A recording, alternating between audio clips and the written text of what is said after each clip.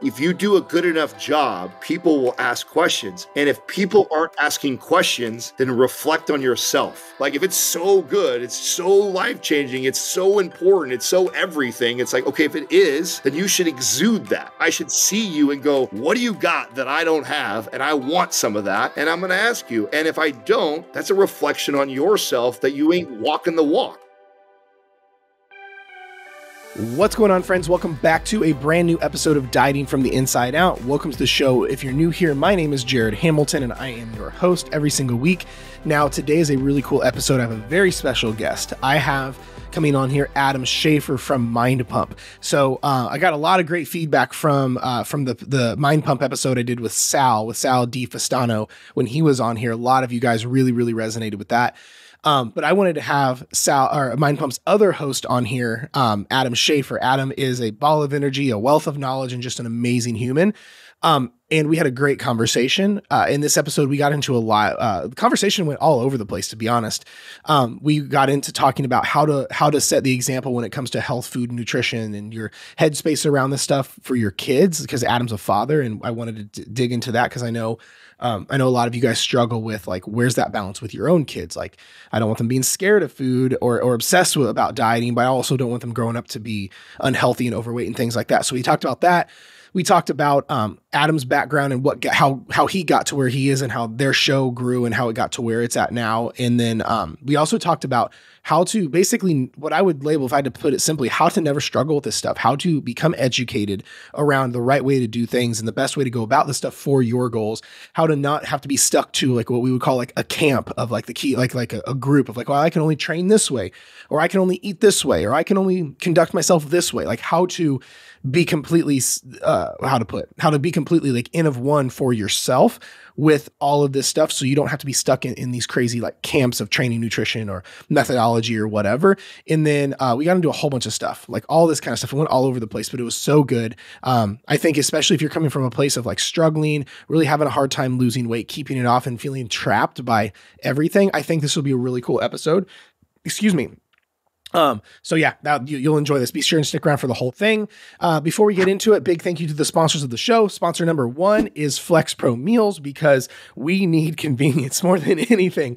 To be honest, that's one of the biggest issues a lot of people have with reaching their goals, is because a lot of the times the methodologies aren't convenient, or you live a very not so chill life, or you're always in drive-thrus, or you're always taking kids to soccer practice, or work meetings running over, overtime, school, household stuff. Like, it's just unpredictability, travel, like the whole 9 yards. Well, if that's your life, it's just not practical to think things are going to stay chill all the time. So we need a plan for when things are a little crazy. And for me, that's because my life is the same thing, just without kids.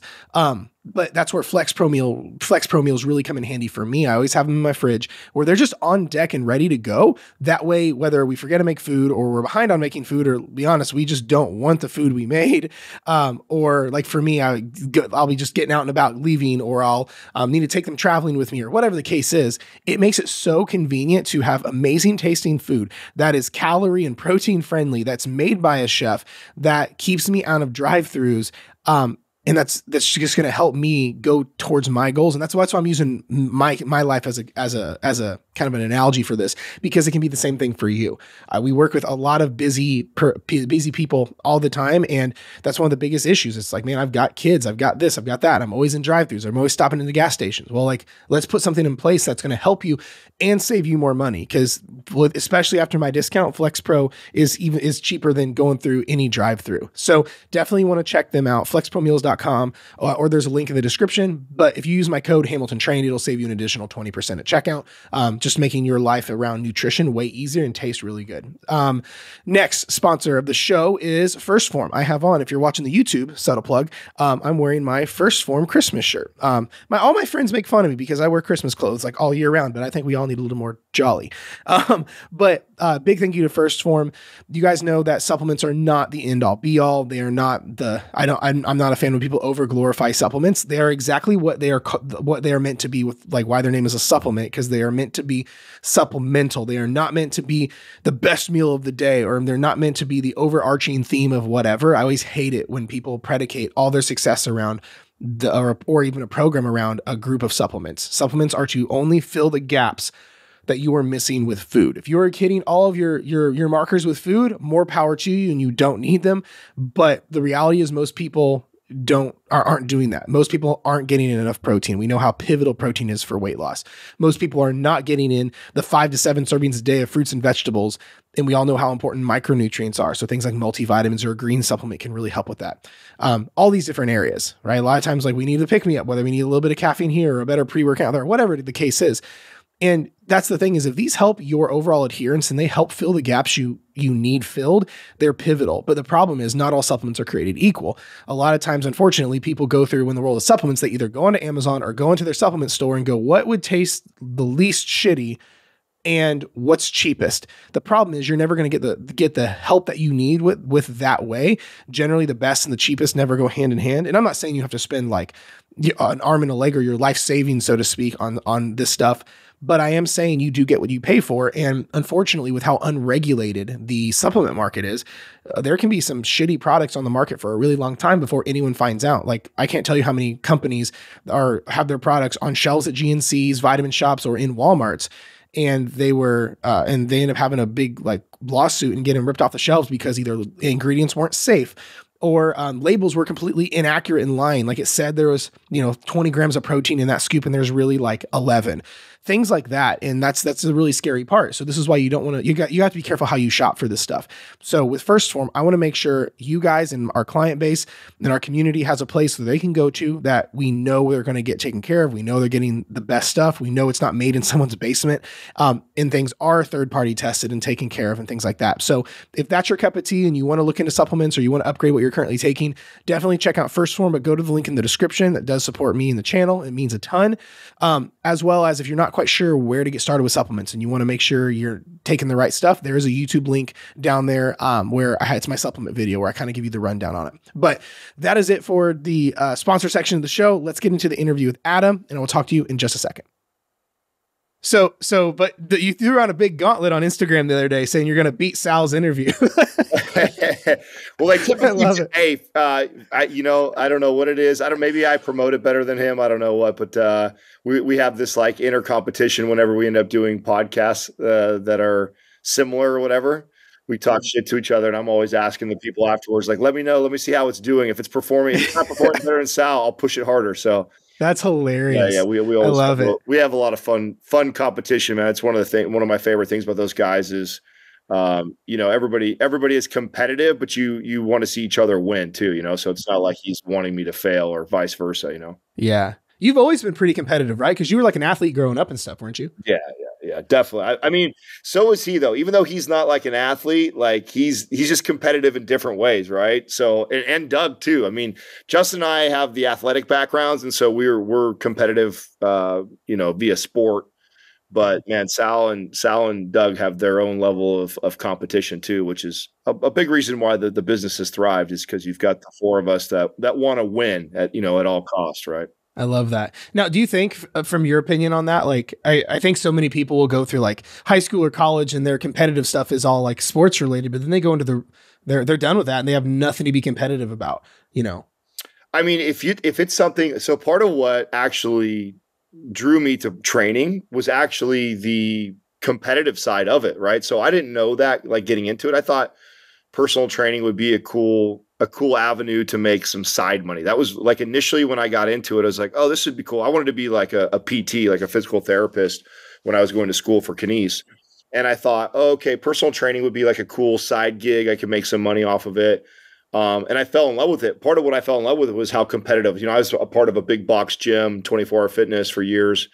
And it's very sales driven. And a lot of the way you get paid is commissions and bonuses and, spiffs for hitting certain milestones. And I actually I thrived in that environment because it took me back to, playing sports and how much I loved to play sports.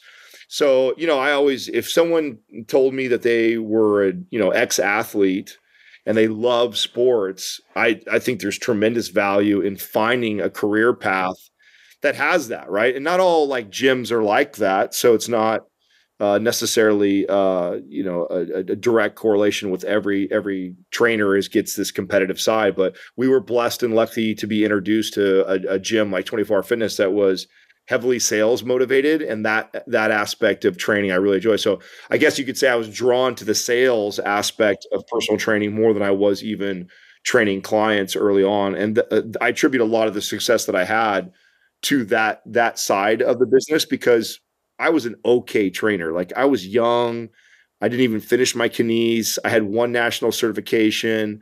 Most of the trainers that worked underneath me were more experienced, better coaches, and better trainers. What I was good at was the business side. I was really good with helping them build their business.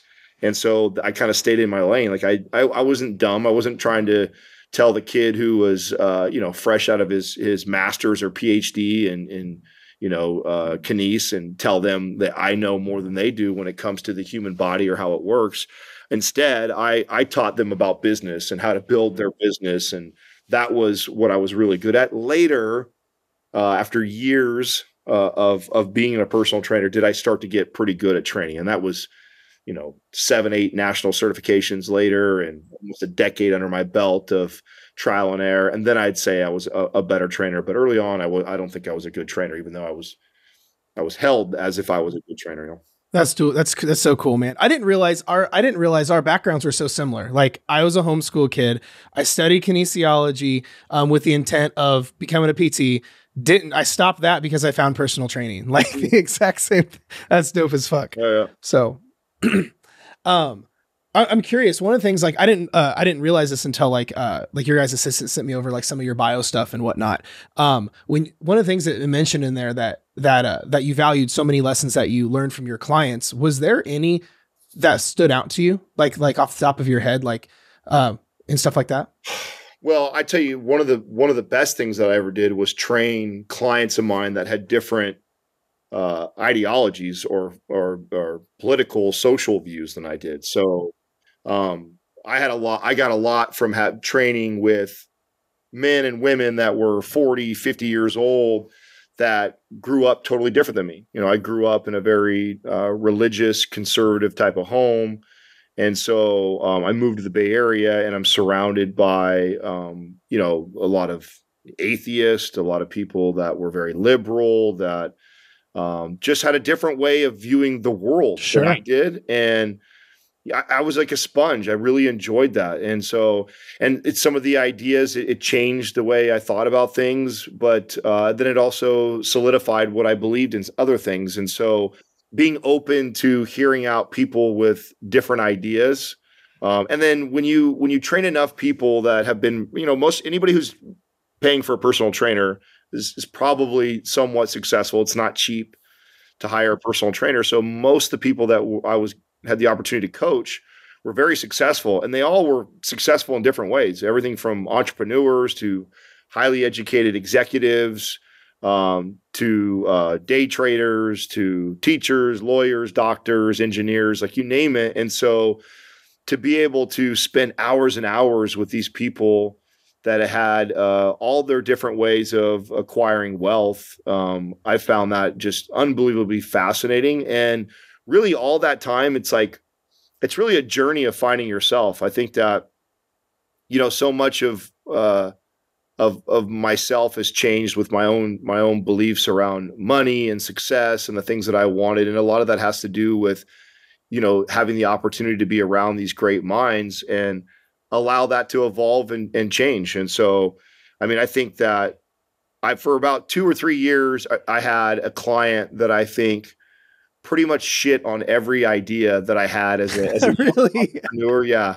And I think early on, like that frustrated me, but years later, I would really grow to appreciate that, because they weren't just going to tell me, sometimes like your parents or people that are around you or in your circle just will tell you what you want to hear, or because they don't want to hear anymore. Where she was great. Like, I would tell her, oh, I have this idea. And then she would just like totally crap on it. But what it did for me was it allowed me to look at things through a different lens. I would look at things and go like, oh, this is a great idea or a great business I should do. And she taught me to look at things different. Like, I'll never forget one time we had this business that I was a part of, and This was really early 2000s. We had came up with this design, and it was basically an ergonomical office chair.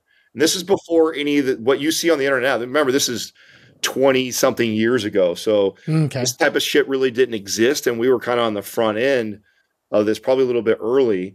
And this chair, what it was it looked like just like a nice leather office chair, but the shaft of it was set, and the engineers designed it on this basically ball and axis. So it had about a 15-degree play in all directions. And then the seat was sat at like a 15-degree angle. So you weren't completely at 90, right? Or 45, I'd say. So you're like at a 45. So your hip flexors wouldn't get shortened and tightened so much. And then you had this 15-degree of instability. So you had to kind of activate your core while you sat at a desk. And we had like all the research to show how many more calories you would burn per day, how much that would improve your posture. Yeah, no, I mean, I thought it was brilliant, right? So, and I was a part of the sales team that was trying to push it out and do it. And long story short, it never went anywhere, and we didn't have any success from it, even after all the investors pumped some money into it and tried to get it off the ground. And I remember she was one of the people that told me, like, this is a terrible idea. And I remember being like, how is this? This is a brilliant idea. This is like, people need this. Like, there's nothing else out there at that time. And I remember her telling me, like, listen, Adam, like, it's one thing to build something that you're passionate about, that you think is a good idea. It's another thing to understand markets and the way consumers buy things. She goes, you'd be far better off. I remember her telling me this. It was like, so like not appealing to me. She's like, you know what you could do is make giant oversized silverware or doorknobs. And I'm like, what? She's like, yeah. She goes, that's a growing market. There is not enough people that are servicing all the people that are obese, that they have massively, like, morbidly obese people that have fingers that they can't type and use things or grab things. And she's like, and that market is growing exponentially.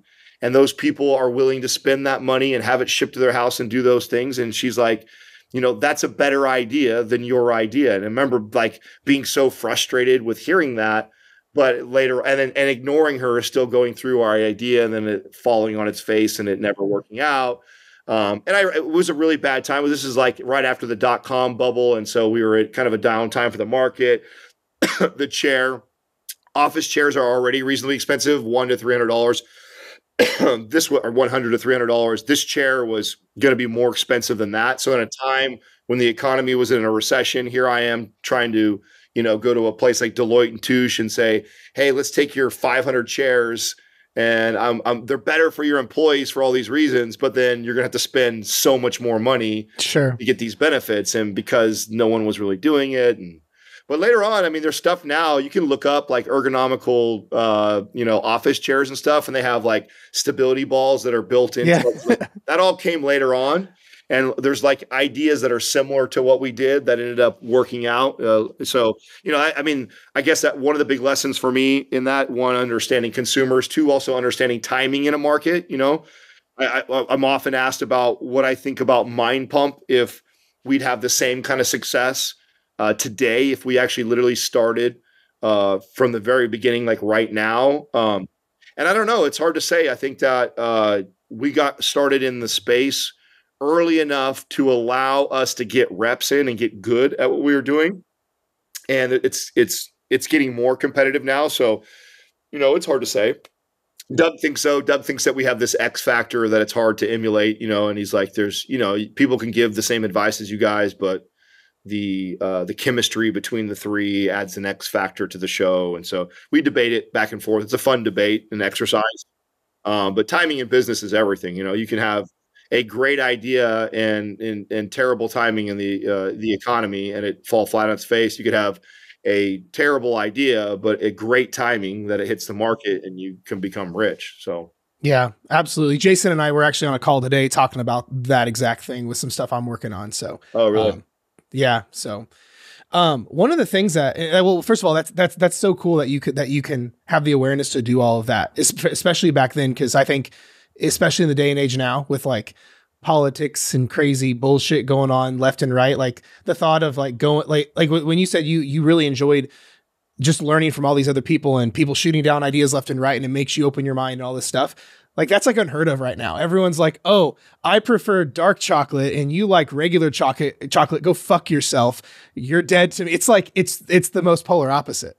Yeah. It's unfortunate too, because I really think that's having the attitude of like, when I believe strongly in something, those are the things that I look to challenge and question the most, which is really tough to do. If you believe strongly in something, you tend to attach yourself to that ideology, and then you dig your heels in or stake your flag that this is me or this is what I believe.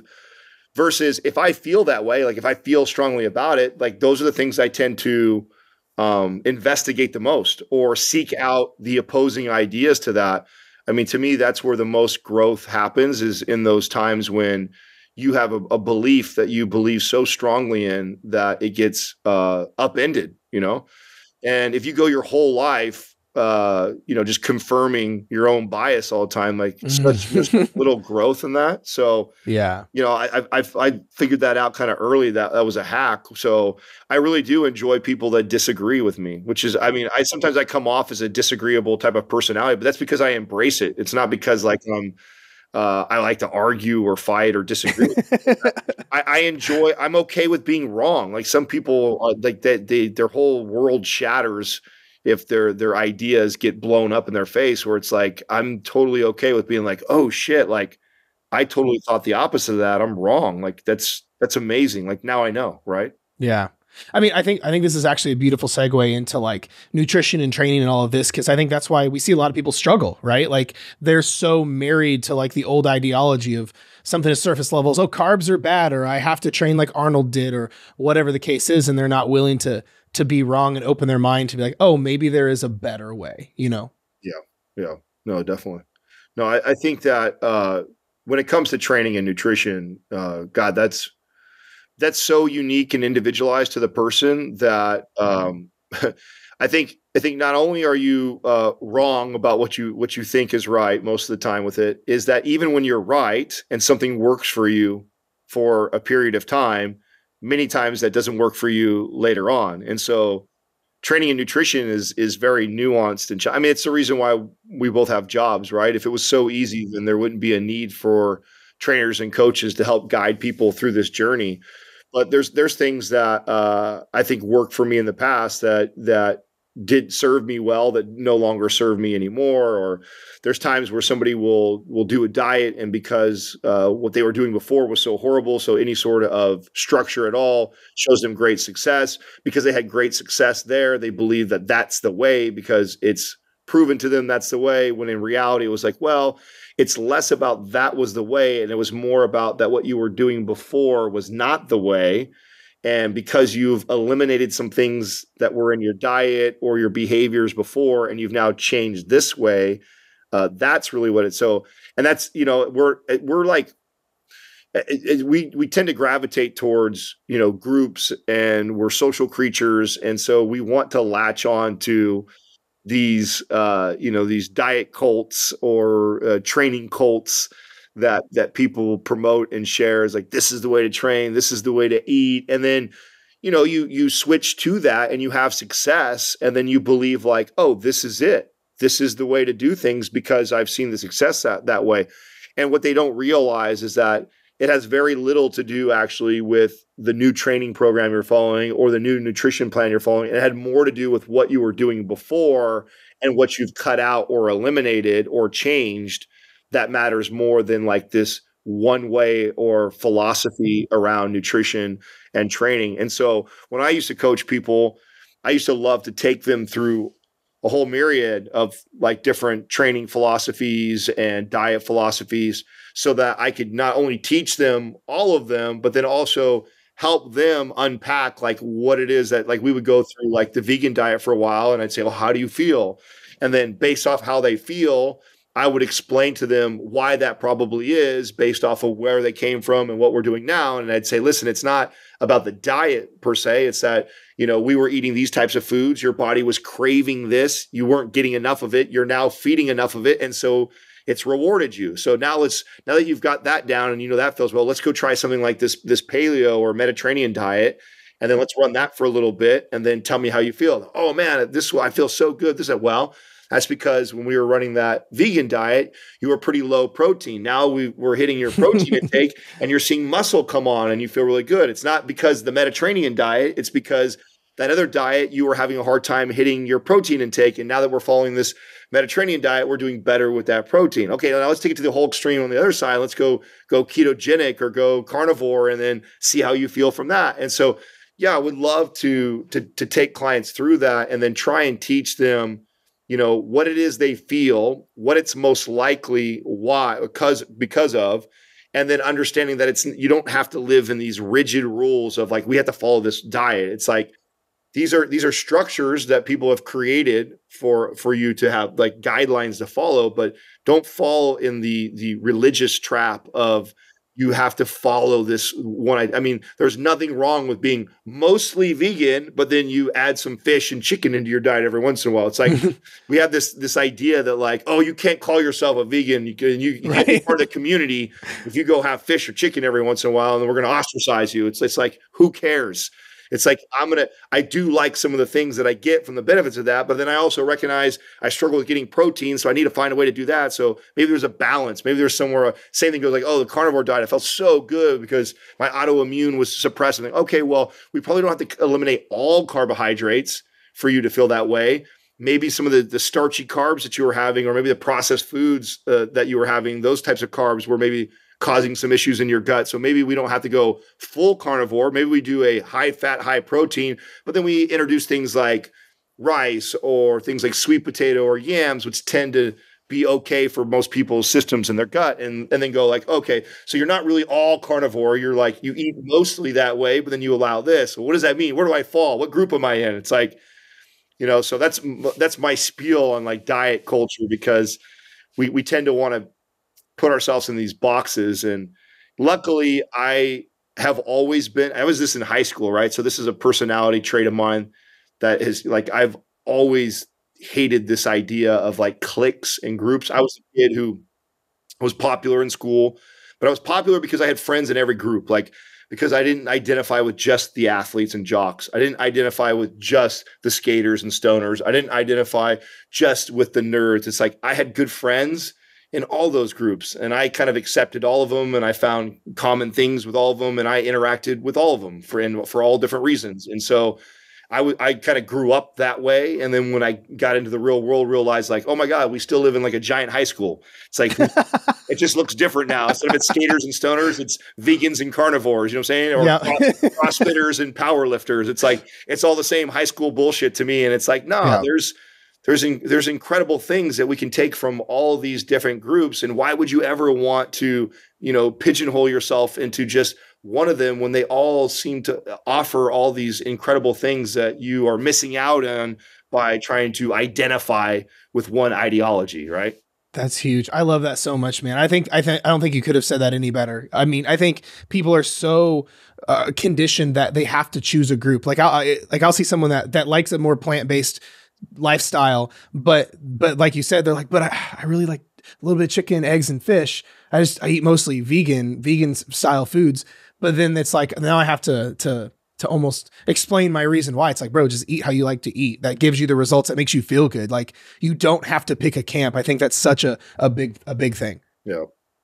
Let me ask you this. And this is one of the things that I really wanted to hear your perspective on is, for you, where's the balance? Especially like, you're a father, you have like a life outside of fitness and things like that. Where's the balance for when it comes with people where it's what I would say is what's optimal and what's practical? Because I feel like so many people get caught up in the O word. It's like, well, the optimal way is this magical split or this specific diet or this style of eating. But when it comes to life, kids, work, overtime, school, it's just not as practical. So for you, where's that line, especially when teaching this to others, like the line of what's optimal, but what's also practical? So in my opinion, the most optimal place that we can get is intuitive training, intuitive dieting. So in a place in your life where you ain't got to track sets and reps, you ain't going to necessarily follow a MAPS program, You don't have to follow a diet or track your food all the time. And when you have reached that place, I think you're in the most balanced place you can be with nutrition and exercise. And that doesn't mean there's not times in my life or in your life where you may be hyper focused. I mean, I say that, and then I was also the guy who got on stage and competed with the best of the best bodies. Obviously, when I made that a goal, like, hey, I'm going to get on stage and compete against the best bodies, I'm not going to intuitive eat and intuitive train. At that point, it's a sport, and I'm going to use every tool, every resource to give me the competitive edge to look better than the next guy.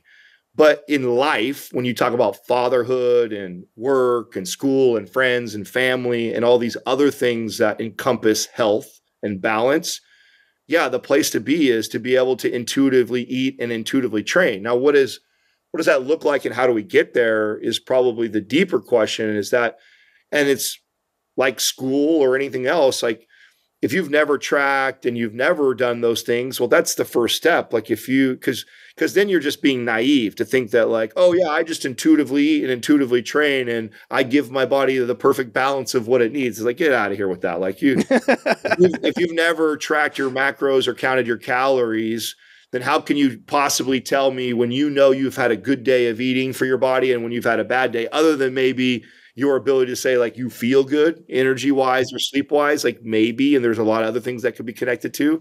So I think the first part is educating yourself on what eating well for you looks like. And there is no like blueprint for that because everybody's going to be different. Like we just talked about all the different diets, right? Different clients, different people are going to feel and respond better to certain macro ratios, calorie totals.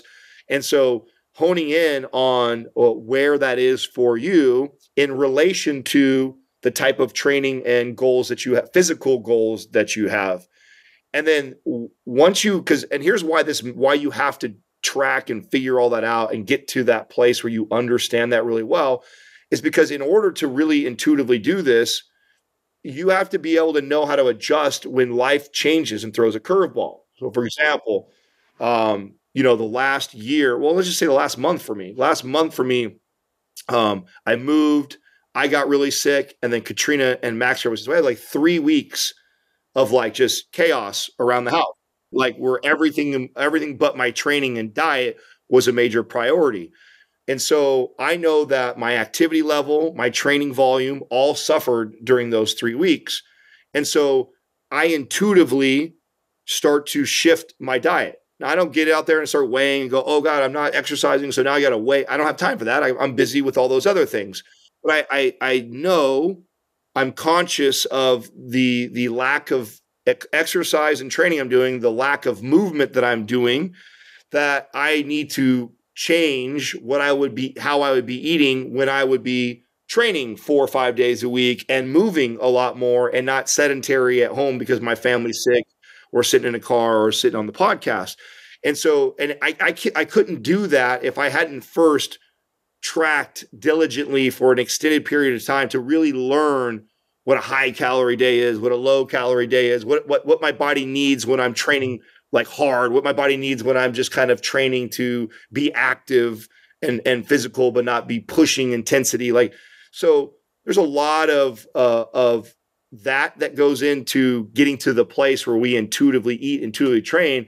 And I think that's years. I don't think that's a couple months of doing that. I think that's years of practicing and tracking and paying attention to these things. So then you can get to a place where you are intuitively eating and intuitively training. And when you're there, I think that this is the healthiest place to be for somebody, because the other side of tracking and measuring all those things is like orthorexia and obsession.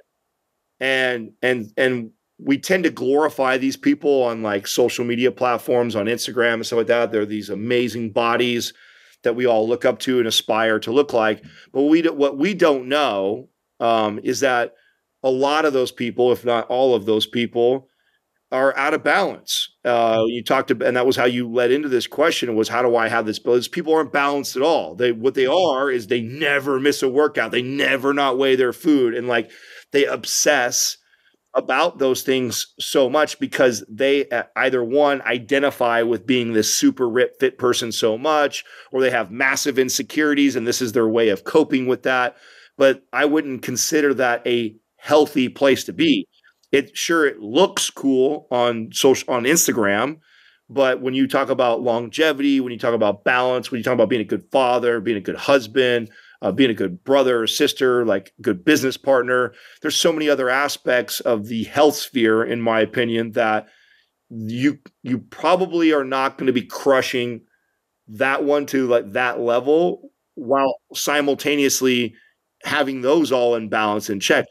Something's always got to give. And if you're so anal about your diet and training that you never miss a workout, you never not weigh a food, you know what I'm saying? If you're like, then something else is probably getting missed every once in a while. You know, whether that is quality time with your wife or quality time with your son, or that extra hour you could have put into building your business, or that time you should have called your mom. Like, I mean, the list goes on and on of other things that make us healthy, that make us balanced. And so if you are so myopically focused on this way I look, then it takes from those things too. And so, you know, keeping balance for me is getting to a place where I can intuitively eat and intuitively train. And what comes with that also, aside from the education and tracking part, is also having worked through our insecurities. That's so good. Most all of us that got the very first time you walked down the gym and you got your gym membership on day one, if you can put yourself back in those shoes on that day and think about what was it that drove me to go to the gym, that drove me to put my credit card down and start this membership, 99% of the people that can recall that moment will be able to attach it to some sort of an insecurity. Oh, I was so fat, and I woke up one day, or I saw myself in the mirror, or my wife made a comment to me, or my friend jabbed at me, or I get made fun of all the time because I look a certain way, or the doctor told me I need to. And so most of us that go into exercise go into it from a bad place, not a place that we want to say, now, that place might have been enough to get you to take action, which I think there's some positive to that, right? Like if you didn't get made fun of enough, if your wife didn't say something, if you didn't see that reflection, if that didn't happen, maybe you would have never taken action. So I'm not saying that there's no value in that whatsoever. So that got you there and to start moving in the right direction. But at one point, you want to move away from that, because here's the deal: like if you call yourself fat, or or you're the skinny kid, or you're insecure about your calves or your legs, or you have these insecurities about your body. You don't like the way your chest or your shoulders look, or your butt looks, like whatever it is. Even when you fix that, you build it, you train that you're still that insecure boy. Like and anybody who's ever trained for an insecurity like that, it doesn't matter. It doesn't matter how buff you get, or how much ass you build, or how much fat you lose. You have still identified as the fat kid, as the skinny kid, as the flat butt girl, as the no chest guy, as the small calf dude. You've identified as that person for so long that even all the exercise and training you did to build or fix those things still doesn't fix the identity, the body image issue that you have, that you started with to get there. And you've got to move away from that. And if you don't move away from that, you'll consistently revert to things that are not good or healthy for the body in pursuit of this impossible image to ever live up to. And so part of the process of educating yourself around macros, educating yourself around exercise programming, and then also working on the insecurity that made you take that first step of getting into the gym. That, to me, is the healthiest, most balanced place that you can be. And I'll tell you, like, the insecurity one was last for me. So like macros, figured that out a long time ago.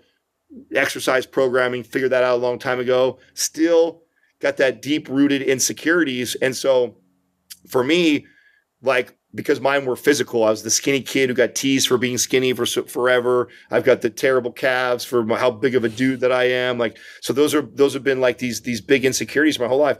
So I would intentionally challenge myself. I remember I'll never forget when I first started trying to address this, and this was years ago. And I was still kind of insecure about my calves. It was like, I committed, like I was going to go to the gym in shorts every single day. I didn't care how cold it was or not. It's like, I need to face this insecurity and move past it. And part of what was crazy was that whole time, nobody ever said anything about my calves. No one gave a fuck. Nobody gave a fuck about them, whether they were small or not. And more than likely it was just in my own head because I trained the shit out of them. They came a long ways during that time. But what I think helped me through that process was facing that insecurity, putting it on the front stage. Like I'm coming in with shorts. I don't care if it's 30 degrees outside. I'm wearing shorts all year long, and I'm going to be staring at my insecurity until I get comfortable with it and recognize that nobody else gives a fuck. Why should I give a fuck? And move past that. So I think that, and that's obvious. I'm sharing my example. Sure, I love that of an insecurity that I had to work through. So we all have that though. Mm-hmm. And so you got to face that. You got to move past that if you're going to move to this, enlightened version of you of exercise and training. Otherwise, you've always got this deep-rooted insecurity that is what's driving your behaviors around exercise and health. And unfortunately, even if it's what motivated you and got you moving in the right direction, it's not an optimal way to be long-term. Yeah, that's so good, man. And it's not all going to happen in a 12-week program. No.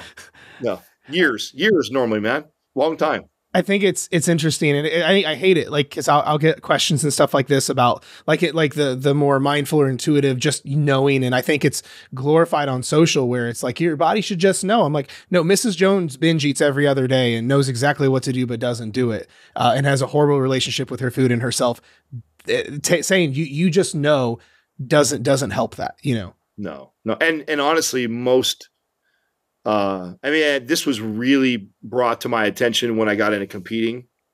When I got into competing, I really had this idea that I was getting the opportunity to meet some of the brightest minds in the space. I assumed that if these were the most aesthetic physiques in the country and in the world, and they're the 1% of the 1%ers at this elite level, like, man, their level of nutrition knowledge and training knowledge, it's going to be.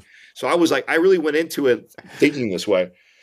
Yeah. And I got in there and I went, oh my God, like it's the opposite of that. I saw more eating disorders, more dysfunction, more insecurities in that small population of people than I did in my entire career training morbidly obese and regular ass people.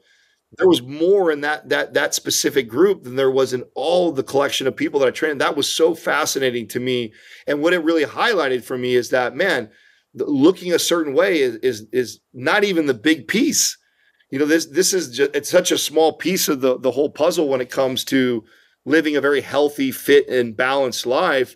And unfortunately, these are the people that we're aspiring to be like, or we're looking up to on the cover of magazines, and we're listening to their advice on how to train or eat, or to your point about the lady who should just know. I mean, the reason why that's shit advice is because they don't know any better. They haven't even worked through their own shit. They're still, sure, they figured out how to weigh food and discipline themselves and beat themselves up, but they're still motivated and deeply, deeply insecure about their own shit.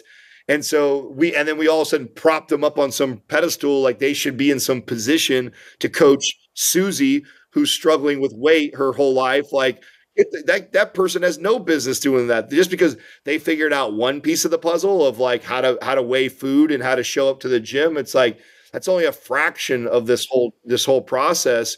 And yet we're putting these people on these pedestals and allowing them to be the voice of reason or authority in the space, which is what gave us this was the motivation behind Mind Pump on day one. Was like, we saw the landscape, we saw the people that everybody was paying attention to, that was garnering all the attention in the space, and we were like, man, this This is not the stuff. This isn't what's going to really help most people. In fact, most of them were parroting the same shit, talking to each other, attracting other fitness professionals. And it was like it was a dick measuring contest on who knew more science or who knew more about nutrition. And it was just like these guys going back and forth, capping on each other. Meanwhile, we're losing the majority. The majority of the people don't even care about all that nuanced bullshit at all. And yet the whole fitness space, in my opinion, is going after other fitness people. And they're so concerned about what those people think about what they have to say, while meanwhile losing the majority in the conversation because they're so insecure about how their peers are going to view them that they're regurgitating this bullshit that the Susie doesn't care about. And so we saw that and we were like, oh my God, like if we can just get out there and get enough attention, we know the information that we're providing is going to help the majority. And it's going to be better advice and information than the majority. So if we can just find a way to get a little bit of attraction, we knew that we would ride the wave with the growth of podcasting, with the growth of social media, because when we looked at the landscape, we really kind of looked at all the, and that's not to say there wasn't anybody that was putting good information, but when I looked at the top 10% of content that was being created, it wasn't created by the best content creators. It was the people that were entertaining or looked a certain way. And so we all were like, man, like we know the advice we have to give is significantly better than theirs. So if we can just attract a sliver of their audience, we've got a huge business right there in itself. And so that was what gave all of us the belief that even though we weren't media heads and podcast people, that we would figure this thing out and eventually be as big or bigger than we are. I get asked all the time if I thought that we would be this big. And I said, well, no, I expect us to be bigger. And we have. I love that answer. We did since day one. That's real talk. Yeah. I think too, to have massive success, you have to be a little delirious like that. There's a little bit of 100%. Probably narcissism in that we believe that we were that good. So, fuck, if we don't believe it, who else is, right? So we have to believe it. We have to believe it first before anybody else does. So agreed. We all believed on day one that it would be every bit this big or bigger. So that's incredible, dude. I love it. I know we've brought up fatherhood and your son a few times here, and most of the people who listen to the podcast in my community have kids and stuff like that. And one thing I'm curious your thoughts on, because we're like deep in this, talking about this stuff with all of it. Do you frame things differently when talking to I can't remember how old your son is, but like for example, a lot of the people that we help in our client base and our base of community people, like kids are calling them out, like, mommy, you say carbs are bad. Does that mean I shouldn't have carbs? Or mommy, why won't you have birthday cake with me? Where the little kids are catching mom and dad's fucked up relationship with food, or mom and dad's obsession with exercise, or a lot of this disordered behavior. Since having your son, is there things that you go about fatherhood differently, so he has a great relationship with food and with exercise, and he sees what you're doing versus that line of like not being obsessive and not having disordered habits? 100%. First of all, since my son's been born, I've never weighed a food, so he's never even seen daddy weigh or track. When I was competing, that was all pre my son, and I probably wouldn't want him to see that extreme level. Sure. So he's 3 going on 4. So obviously the conversation isn't at a level yet where we're discussing what a carb, a fat, or a protein is. But what I have definitely thought a lot about and I'm very aware of is parents tend to worry so much on what to say or communicate to your children. The most powerful thing that we can do as parents is to show our children. And so my way of teaching my son about a good relationship with food is through him just seeing the way his mom and his dad eat. We don't eat fast food. We don't eat junk food. We eat whole natural foods. We cook our dinners every night. He eats just a smaller portion of what we're eating. Sometimes he eats all of it. Sometimes he doesn't. I don't care. I'm not worried about any of that. Some of that. My son, though, is not been introduced to cookies, not been introduced to ice cream, not been introduced to cake, and he's going on 4 years old.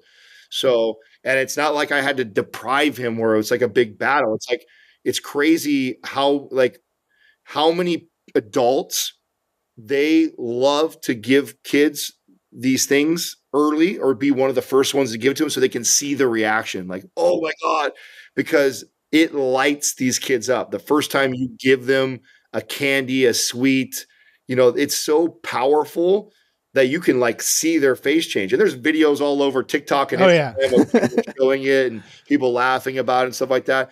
But not my kid. No way. It's like, and to me that, and people are like, so what, is he never going to have a cookie or ice cream or a cake? No, absolutely he will. What's awesome is that he's being shown a certain way of eating and behaviors around food by his mom and dad of what normal looks like.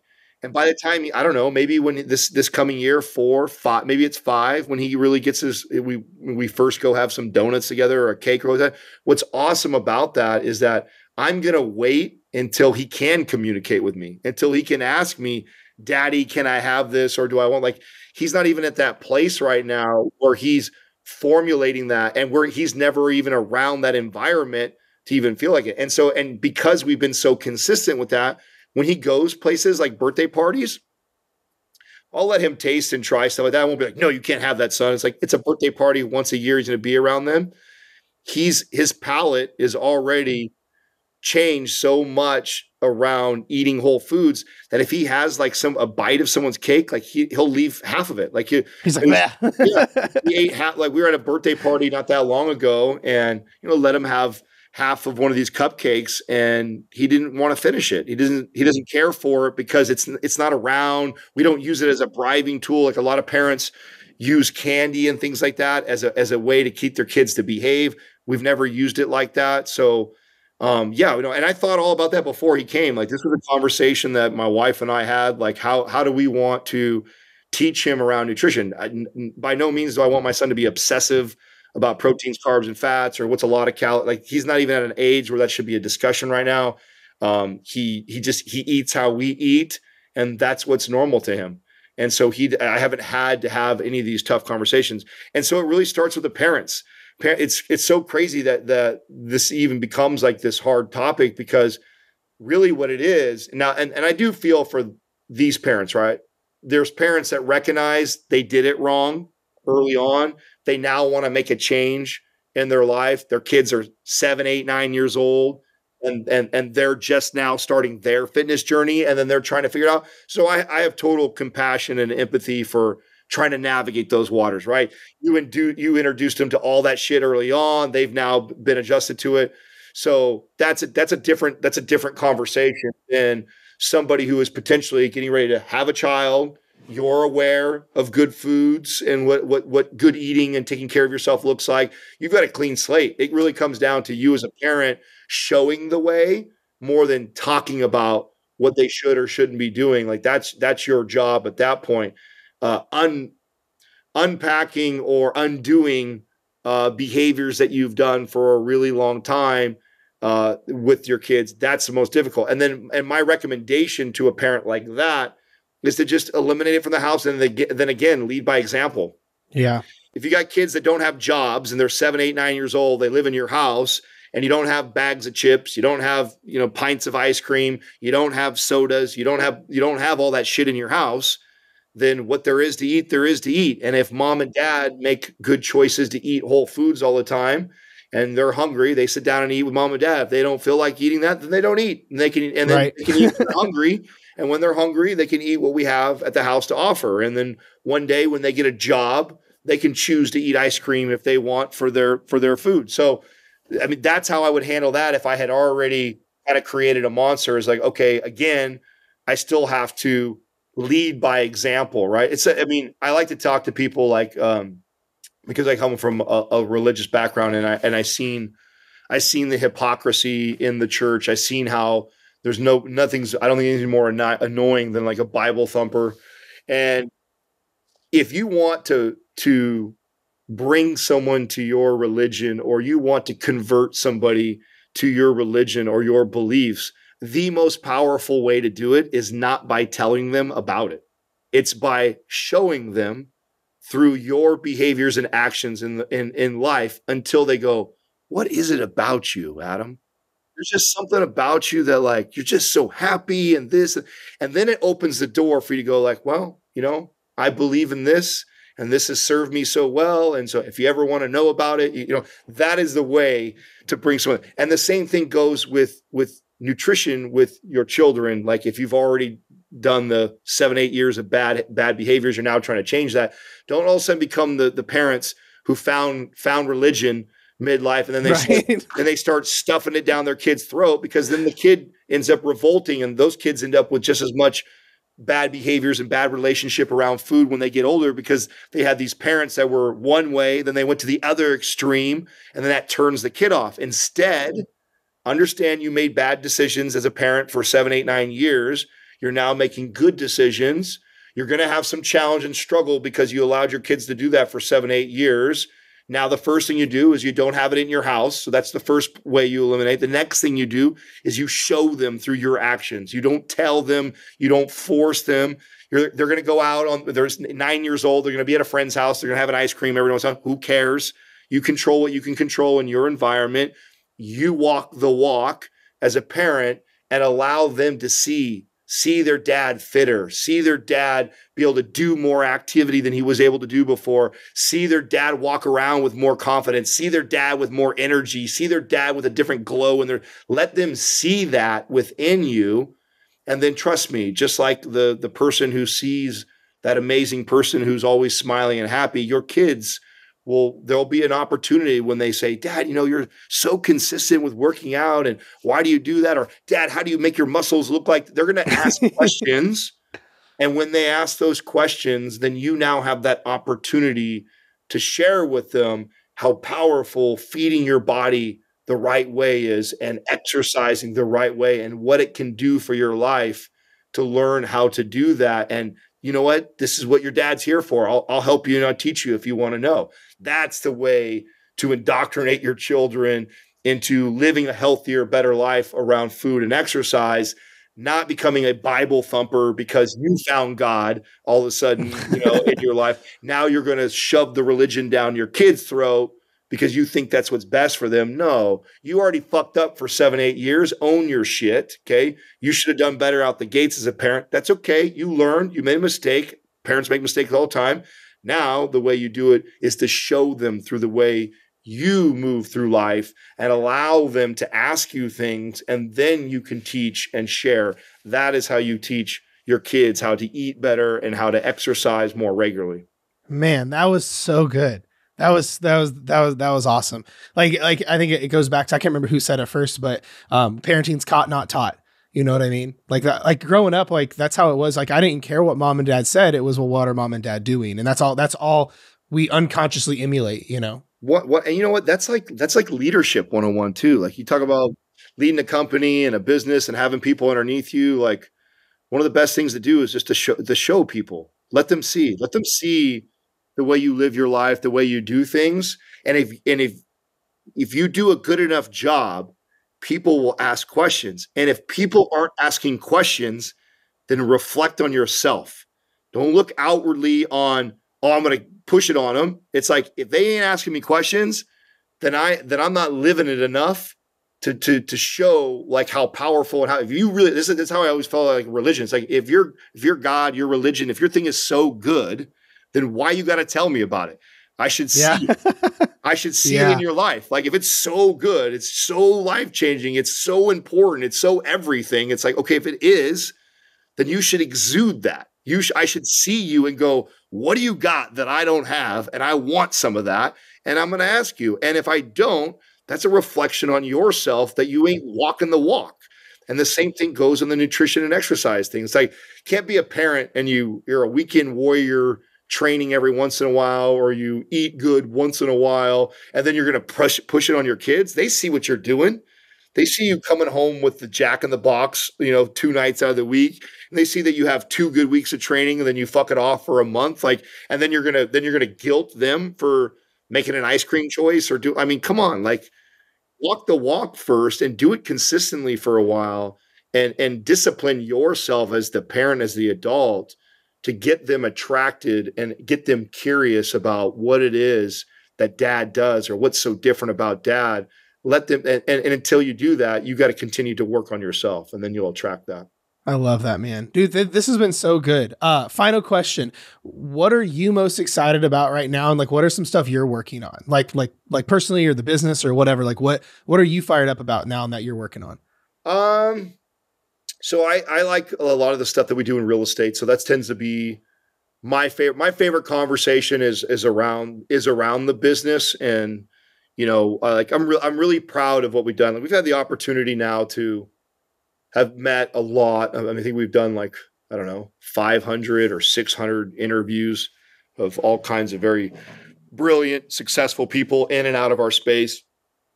And every time I'm always intrigued by how they make money and what kind of business they've built. And I tell you what, man, I've yet to find somebody who I would trade places with. I think that we have done a really cool job on the way we've built this business. And we kind of had this idea early on. So we thought of this, we decided it early, and we've done a good job of executing. We continue to execute on this. And that was, as the business continued to scale and grow, that we continue to scale ourselves out of the business. And that's really unique to social media type businesses.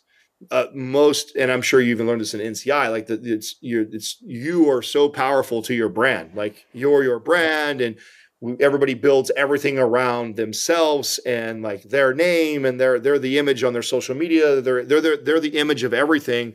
And initially we did that, right? We had to kind of grow our own social medias. We had to build up the podcast, but behind the scenes, we were always building this robust machine that you could remove one of us or potentially all of us, and it would still keep chugging along and still keep growing and building.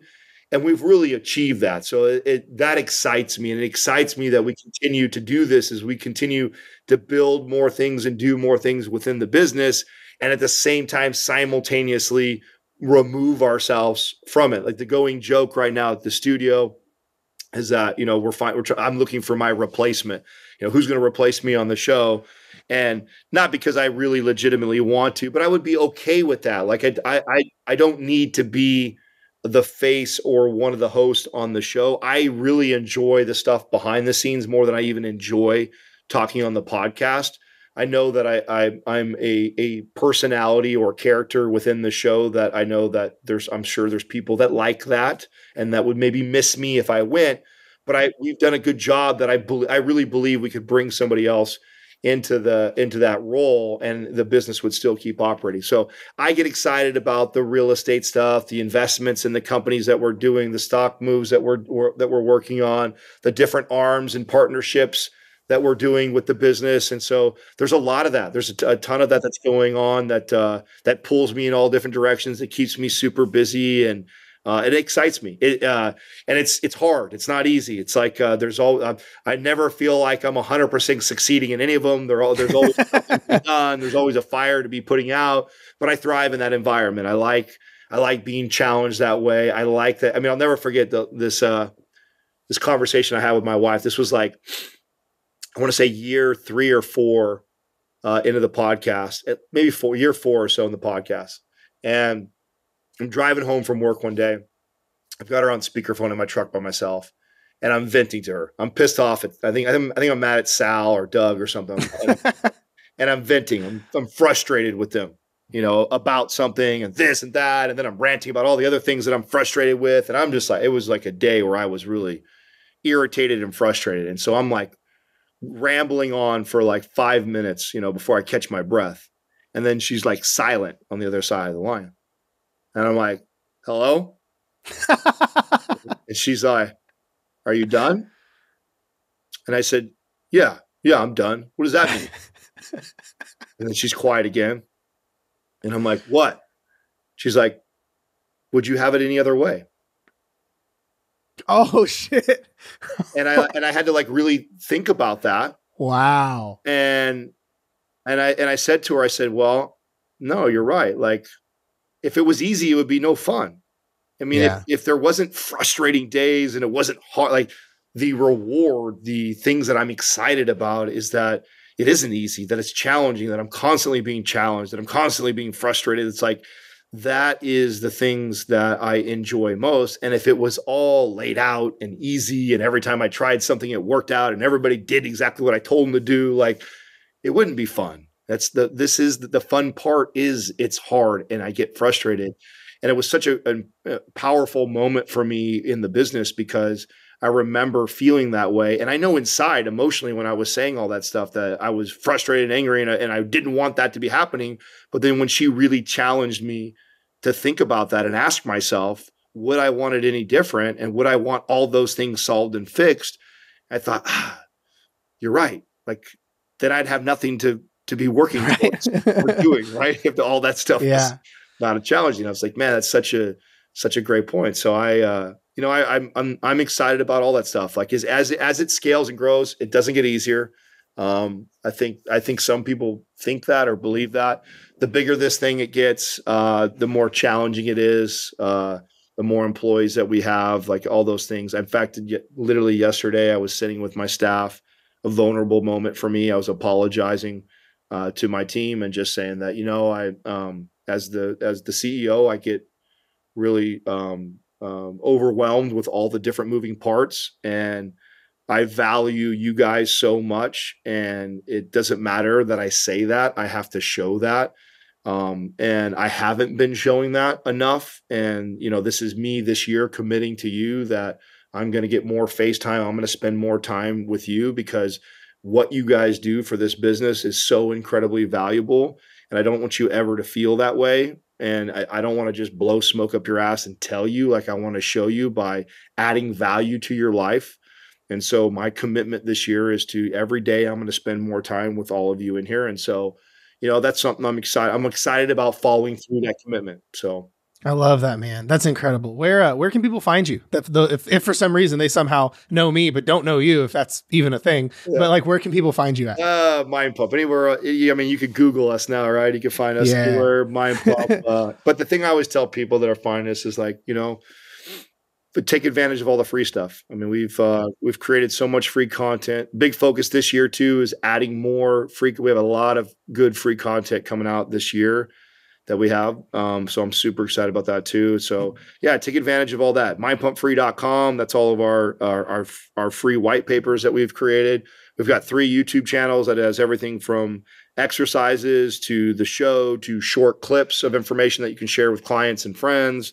So take advantage of all the YouTube channels. You can find us on all platforms, Spotify, iTunes, YouTube, you name it. So take advantage of all the free content first before you buy anything from us. I love that, dude. This has been so good. I really appreciate, wow, words are hard. Really appreciate you taking the time and talking with me. This has been great. Thanks, Jared. I appreciate it. And we are back. Thank you so much for tuning in to today's episode of the show. It means a ton. A few things before you leave, because I have a lot of stuff for you. Number one is absolutely take advantage of the free content that we have. My thing is I never want to come across this and be like a big pitch fest or anything like that. And I want you to utilize and take advantage of our free content, just like Adam talked about, like utilize their free content. I want you to utilize my free content. One of my goals has always been, I want my free content to be better than their paid content, not like Mind Pump. I'm talking about like other coaches specifically. Like I want my paid content to be better than other people's free content. And that's the thing is I have all that for you in the description. If you have not gone through my fat loss checklist free course, it's a 5-day email mini course that'll change your life. And I've recently updated it and completely overhauled all the videos, and it'll change your life quite literally. I get emails almost every day about it from people, how happy they are with it. And it's completely for free. So it's called the Fat Loss Checklist. Go to hit that in the link below. Definitely I'm trying to just go through it in my head. Cause like with stuff like this, I don't have notes in front of me or anything. Definitely go check out our free group. So I think everyone needs to have a community around them, because going through this game of transformation, unfortunately, most people don't have the support they need. Hell, it's half the reason people get into coaching is just so they have a level of support and accountability. But we're not talking about coaching yet. We're talking about you just getting support that you need. Because at the end of the day, most people struggle with, and maybe this is you, maybe it's not, that your partner doesn't get it. Like your husband, wife, they don't get it. Your friends just kind of poke fun at you and like, oh, they're like, oh, Janet's on her diet kick again, or whatever the case is. Or you feel just alone on this journey. It's terrible. And we become unconsciously like those we associate with. So it's no wonder you struggle and fall off. So I want you to have a home base that's completely free where you can go to get loved on, to get the support, to get the help that you need to push you in the right direction. So I have that for you. It's a group called Fat Loss Simplified. It's hosted on Facebook because everyone has it. You're on Facebook anyway. So definitely go check that out. I'll leave the link in the description. Just add yourself. I'll make sure you get accepted because I want to help you. And that's where I can do a little bit more than just like this and help you completely for free. So you want to go join that. If you're not following the other channels like TikTok and Instagram, on the YouTube account, you'll want to do that. All those links are below because all the podcast interviews are on YouTube. Like obviously the majority of our listeners listen just to audio like iTunes or Spotify or whatever. But all these episodes are full length on the YouTube and are on our YouTube account. And I know you'll get a lot out of it if you prefer that. And if you'd like to see the actual interviews between like me and my guests, like Adam or whatever. What else? I feel like I'm missing something. Also, if you are in one of those situations where you feel like you do need some extra help and you're like, man, I think I do need a little bit higher level of accountability and certainty and support from like someone in the trenches with me, coaching me and walking me through this stuff. I do have a special link for that. I know this is not the majority, but if you go to the link below and you want to apply for coaching with us, we only take on a certain amount of people every month. We don't accept anyone into the program just because they have a credit card. You do have to apply. You do have to schedule a call with my team. That way we can make sure this is even a good fit or not, and then make sure you understand how the program works and all that kind of stuff. So I do have a special spot in my heart, like I say every time, for my podcast listeners. So I have a special link below in the description. That way it takes you to the front of the line if we do have a wait list that month. Depending on when you're listening to this. But then also, if you do get accepted into coaching, I'm giving you about $4,000 worth of free stuff just because you're coming from the podcast, and it means a lot to me. So I think that's it. I think that's all the announcements. Otherwise, I appreciate the fuck out of you. Thank you so much for being here. Stay tuned for next week's video. Be sure and subscribe to the channel if you are not already, whether it be the YouTube, whether it be the show, whatever you're listening to it on, because you don't want to miss out some of the stuff that I have coming up. It's going to be huge. Some of the guests that I have coming on, you're going to flip shit. It's going to be great. Otherwise, I love you, and we'll talk to you next time.